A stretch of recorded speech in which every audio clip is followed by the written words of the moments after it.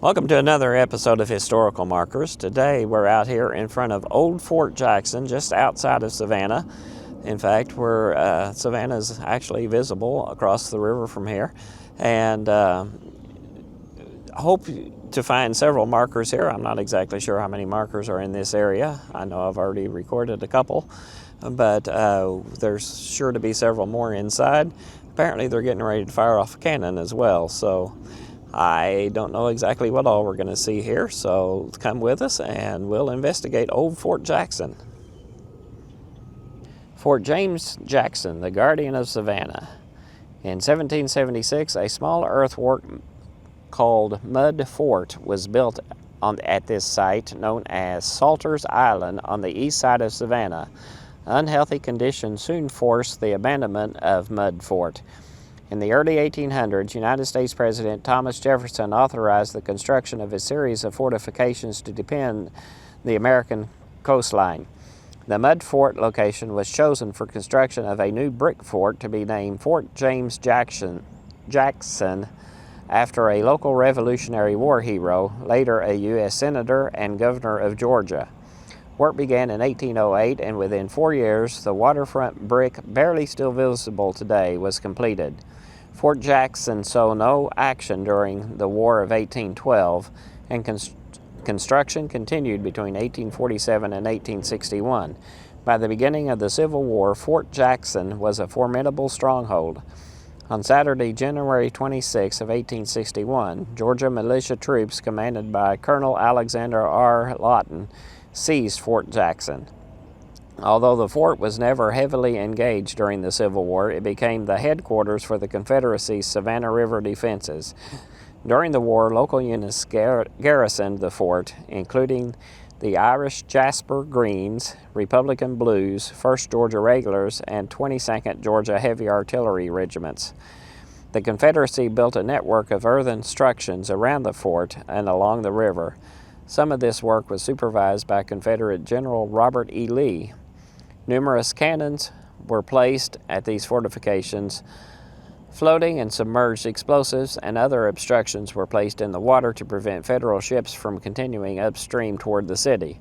The Confederacy's Savannah River Squadron, composed of 7 gunboats and 4 ironclad ships, added extra protection. By December 1864, Union Major General William T. Sherman's army was approaching Savannah's Confederate troops.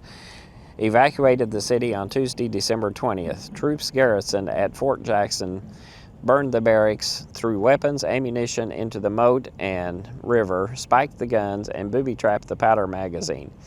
They scuttled the ironclad Georgia of the Savannah River in front of the fort. The following morning, the Federal 28th Pennsylvania and 29th Ohio Infantry regiments arrived at Fort Jackson. They found it abandoned and still burning. Members of the 29th Ohio climbed the fort's ramparts to raise the stars and stripes, which one soldier later recalled, "I had the honor of doing." The last unit stationed at Fort Jackson during the war was the Federal 55th Massachusetts, an African-American infantry regiment. Its sister regiment, the renowned 54 Massachusetts, was immortalized in the 1989 Oscar-winning film Glory.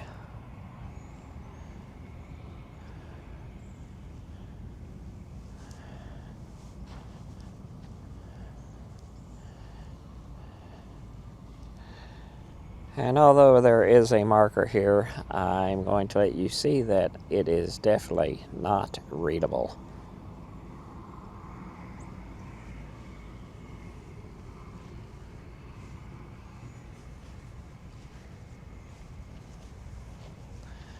But back here it says, in commemoration of the bicentennial voyage of the Petersburg boat, 1793 to 1993.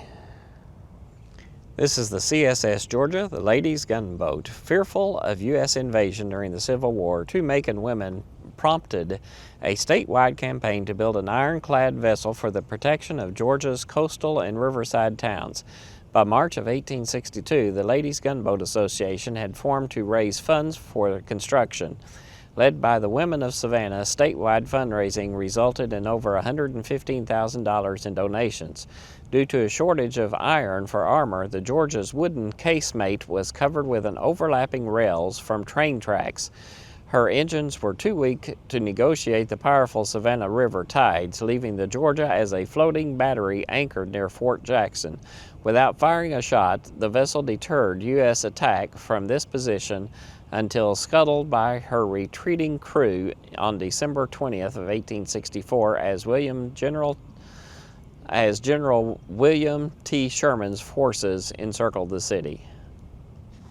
If you look off in the distance here, you can actually see all of the cranes there that lift the boxes off the cargo ships, and you can see Savannah back here in the background. So old Fort Jackson is just up the river from Savannah and was placed here to keep the ships from getting down to Savannah.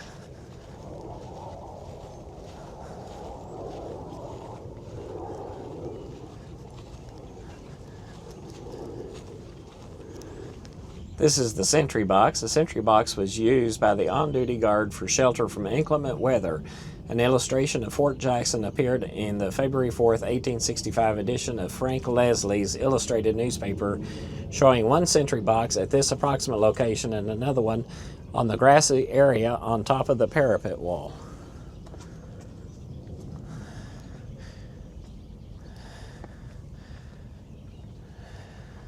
Fort James Jackson has been designated a National Historic Landmark.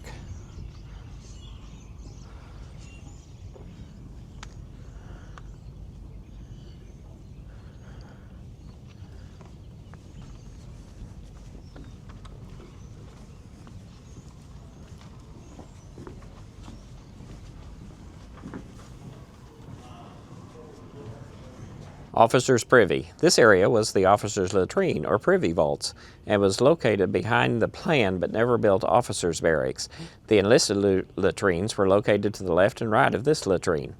The lower openings of the brick wall connect to the outer moat. As the tide filled the moat, water flowed into these basins, cleaning out the waste. These were in effect flushing toilets. An enclosed wood and brick structure originally stood over these basins, and air shafts within the walls provided ventilation.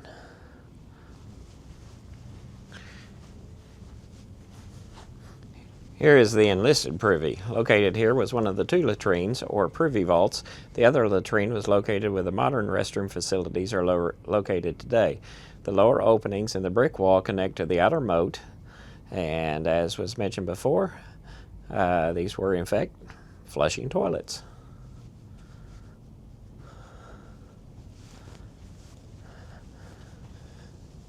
This is the well. The well was the only source of fresh water for those stationed at Fort Jackson. The walls extend 13 feet under the ground surface and are believed to have been constructed in the 1840s. The well had a wooden well liner and decorative fountain.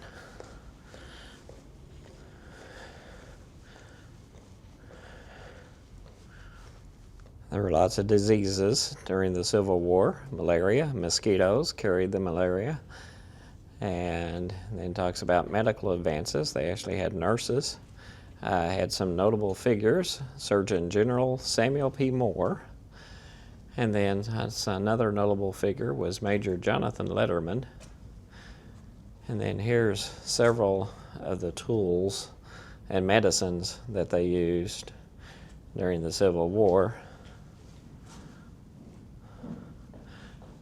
And then they've got a mannequin here that they can demonstrate on. Oh, and they talks about the field hospitals and surgery.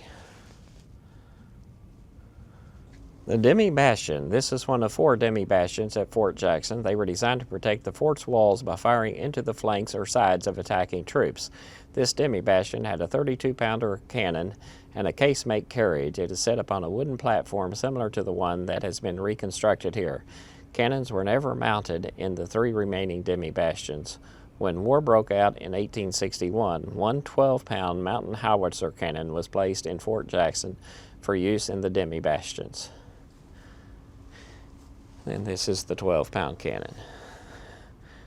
1873 shell magazine. Constructed during the 1870s construction phase, this building was to be used for storage of cannon shells. The War Department planned to install 3 10-inch Columbiades and 2 100-pounder cannons. Only this magazine was built before the project was halted. Officials had determined that Fort Jackson's masonry walls would require too much renovation to withstand modern artillery.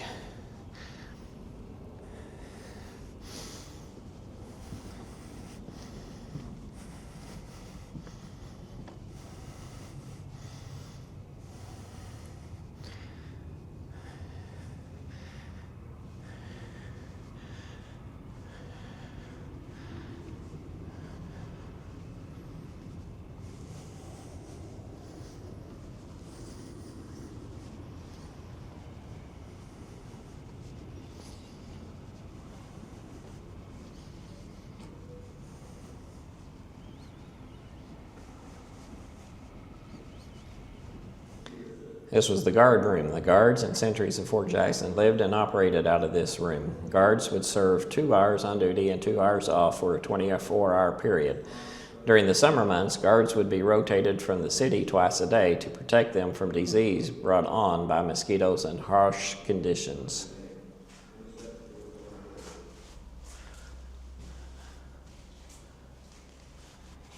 So it looks like they could play chess on the chessboard here.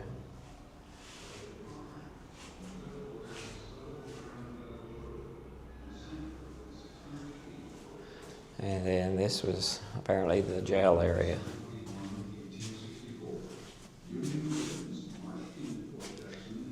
And this was the jail cell. The smallest of the 2 cells constructed in the 1850s, this room was used for short-term confinement of soldiers in the 2 companies garrisoned at the fort. Crimes committed by the garrison varied from disorderly conduct to being absent without leave, to desertion, to murder. One soldier was a Savannah. After years of hard fighting, he was back. And here was the main powder magazine. This magazine, the largest of Fort Jackson, was built during the 1850s construction phase and was used to store the black powder needed for the fort's cannons. The powder was kept in wooden boxes, 100 pounds per box, and this magazine could hold up to 10,000 pounds at the same time. Only powder was stored in this magazine because regulations required that bulk powder and prepared ammunition be stored separately to reduce the chance of accidental explosion. And this is now where they show an intro video. The 1812 powder magazine. This is one of the 2 identical powder magazines built during the initial 1808 to 1812 construction phase. Confederate forces used these 2 rooms for prepared ammunition storage to protect the magazines and their contents. Confederate engineers erected a barrier of railroad iron to shield the doorway.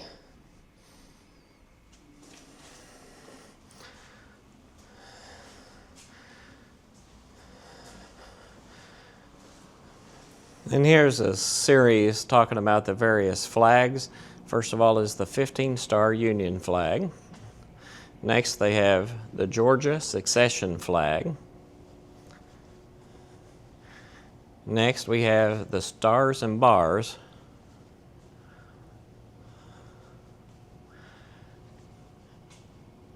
And then here's the Stainless Banner.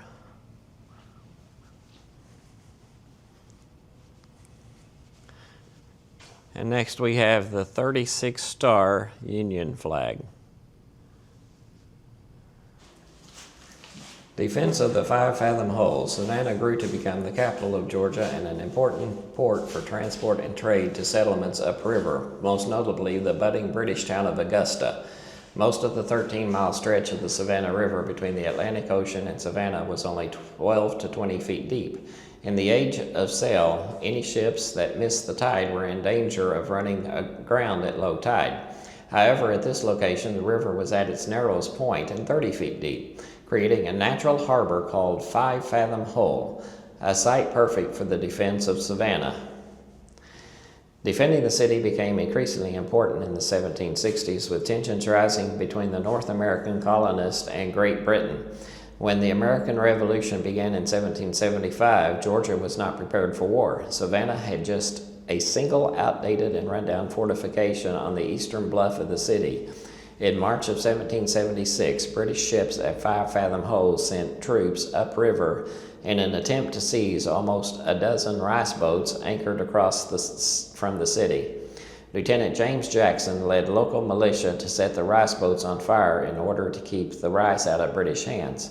Although the British were driven away during this action, the Battle of the Rice Boats revealed Savannah's serious vulnerability to invasion by water. After the Battle of the Rice Boats, a battery made of wood and earth was built on this site. That would come to be known as Mud Fort. Local state militia under the command of Georgia governor known as the Savannah Company of Provincial Artillery were stationed at the Mud Fort. Disease and hardship led to the Mud Fort's abandonment after the death of its American commander, Captain Thomas Lee, in February of 1778. That December, British forces dropped anchor here once again and captured Savannah. In September of 1779, the British saw French warships off the coast of Tybee Island on their way to assist American forces in retaking the city. In response, the British sank several of their own ships at 5 Fathom Hole to block the river. French ships were still able to anchor and fire at the city. French and American forces fired over 1,000 shots during the 5-day bombardment of Savannah. On October 9, 1779, the siege of Savannah culminated in a desperate and ultimately unsuccessful attempt by French and American troops to storm the city and take it back from the British by force. Savannah remained under British control until July of 1782. Crossroads on the river. For thousands of years, this site has been a valuable place for living, working, travel, and trade. Located along the Savannah River, which flows east to the Atlantic Ocean, this fort stands at the edge of Georgia's coastal plain. Archaeology from the area shows how the river served as a meeting place for many cultures long before this fort was constructed. As early as 3500 BCE, people lived along the Savannah River. They constructed villages and towns centered around large mounds of earth and shells used for ceremonial purposes. These settlements shared agriculture, trade, craft, specialization, and religious practices through town networks connected by rivers and waterways. Their complex societies included organized farming and town layouts with plazas, ballparks, and dance grounds.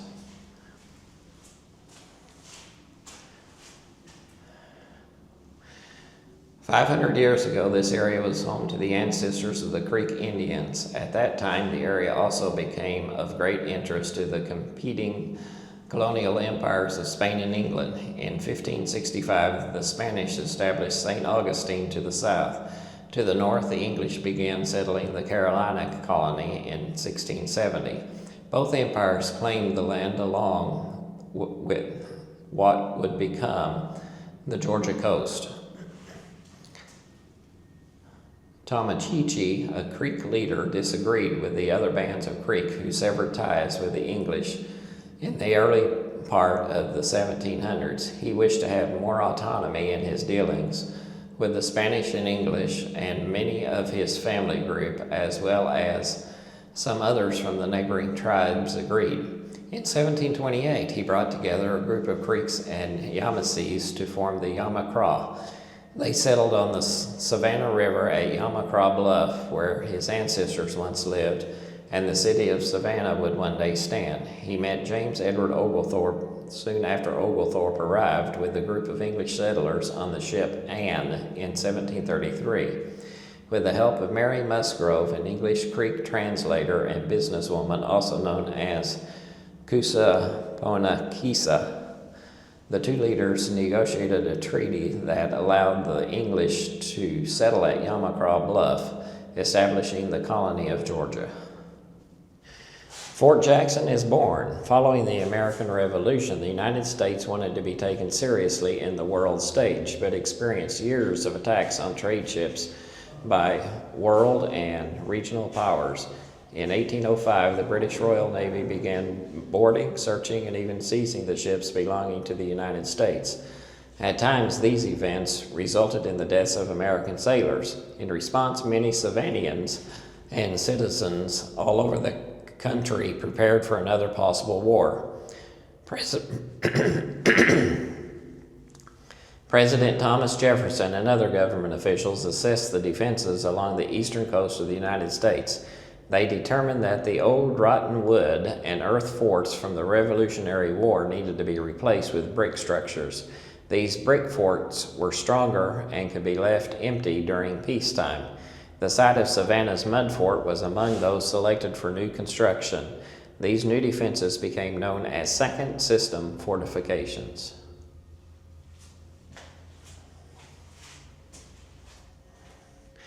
Construction of this section of the fort began in 1808. The project was overseen by 20-year-old West Point graduate Captain William McRee.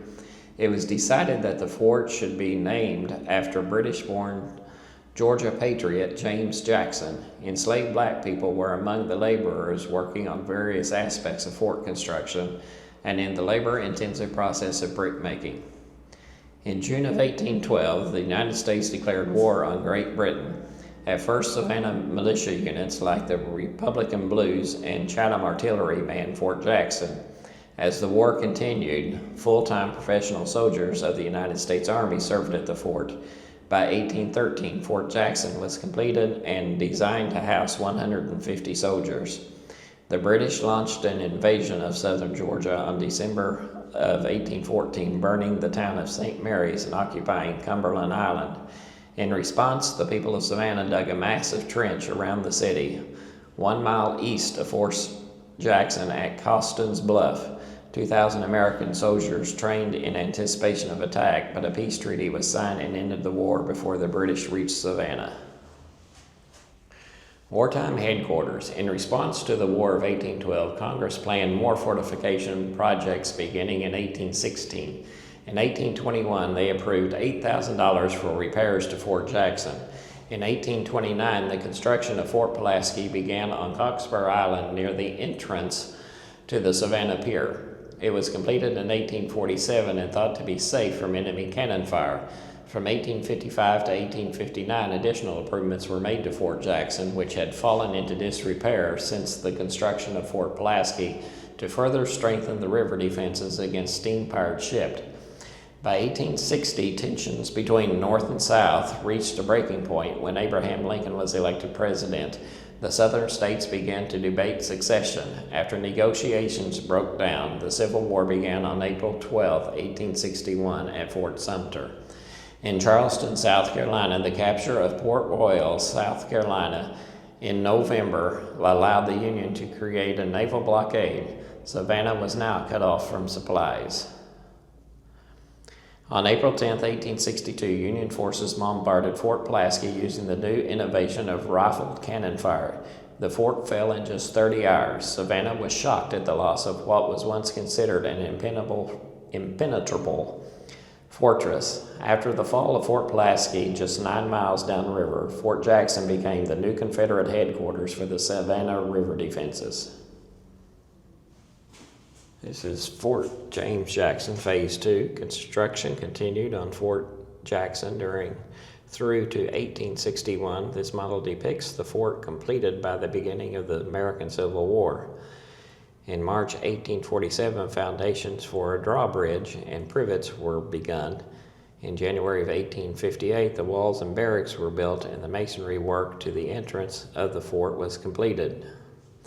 All work was discontinued in February of 1861 due to the fort being forcibly taken by the authorities of the state of Georgia, as recorded by Lieutenant W.H.C. Whiting. By November 1861, Fort Jackson had an armament of one 32-pounder Navy rifled cannon, 5 32-pounder Navy cannons, and 3 18-pounder cannon. On April 17, 1862, railroad iron was brought in by ship to fortify the powder and magazine near the front gates. The Confederates would later add a railroad line in 1863 to bring troops, supplies, and ammunition to Fort Jackson. as well as Battery Lee, which still stands to the east of the fort. Here's the mock-up of the fort.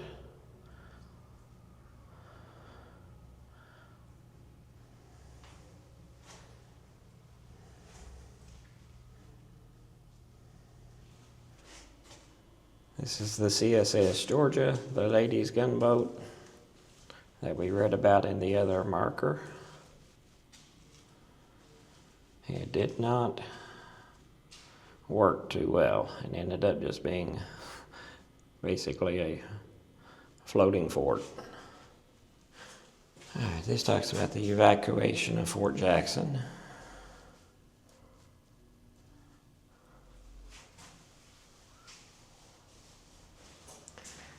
See, this talks about the USS Planter, the CSS Savannah,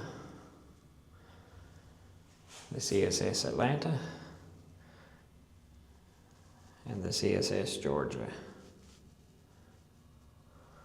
It says, Fort Jackson endures. By 7 a.m. on December 21st, 1864, Union troops from Ohio and Pennsylvania had raised the United States flag over Fort Jackson, one of the last Union regiments to garrison Fort Jackson was the 55th Massachusetts Volunteer Infantry. This unit and others of black enlisted men and white officers made up 187,000 strong United States colored troops. At the time, the United States colored troops was about 1/10 of the entire Union Army and fought with distinction in many campaigns. After the American Civil War, Fort Jackson continued to deteriorate. In the 1870s, plans were made to improve the fort, but because its initial brick construction was obsolete, planned improvements were not completed, as was the case with similar fortifications around the country. A caretaker lived on the property as a guard for the structure and government property on the site.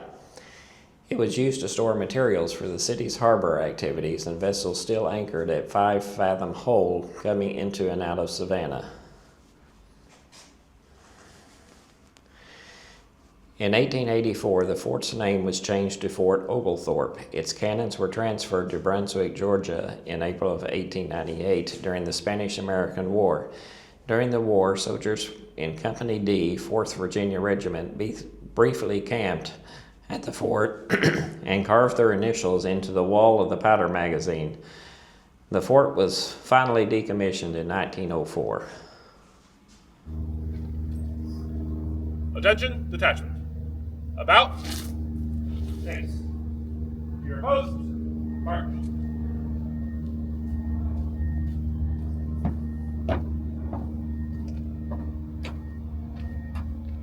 Clear for action. Clear. Take equipment. Search the piece.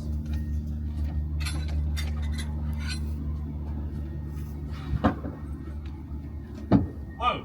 Canister. 200 yards. Load.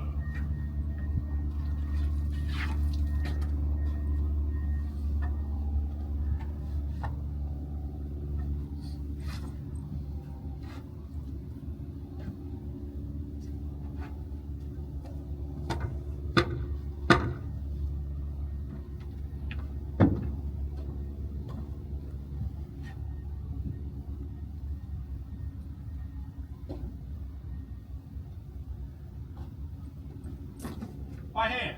To the front. March.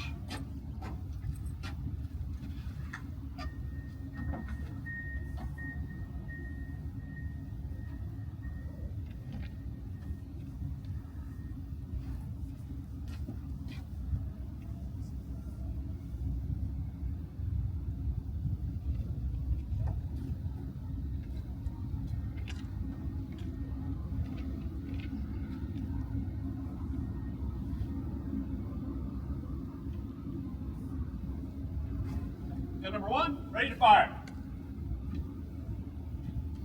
Gun number 1, commence, fire. Gun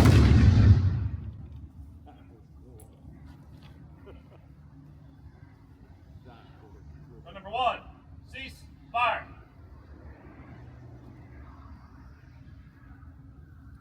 By hand, to the rear, march.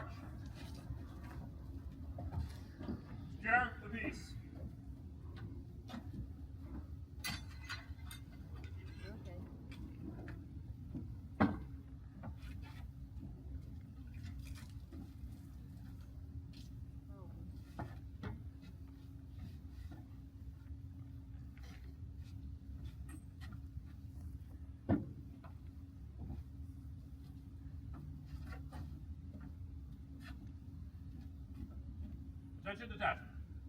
Out. Face. Post to the rear. March.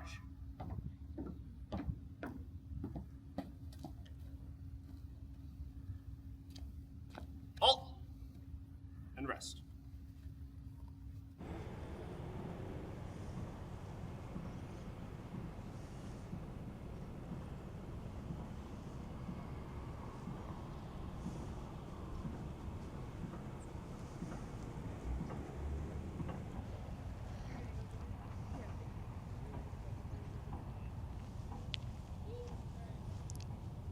And the fort looking out over the river, South Carolina on the other shore. More islands in the middle.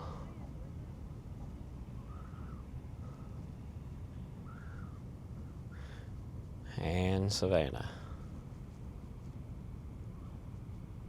Well, I hope you like this episode of Historical Markers. I know that there's several markers in this area that we are not going to touch. I know Savannah alone has over 300 markers, and we're not even beginning to touch them in this series on Chatham County.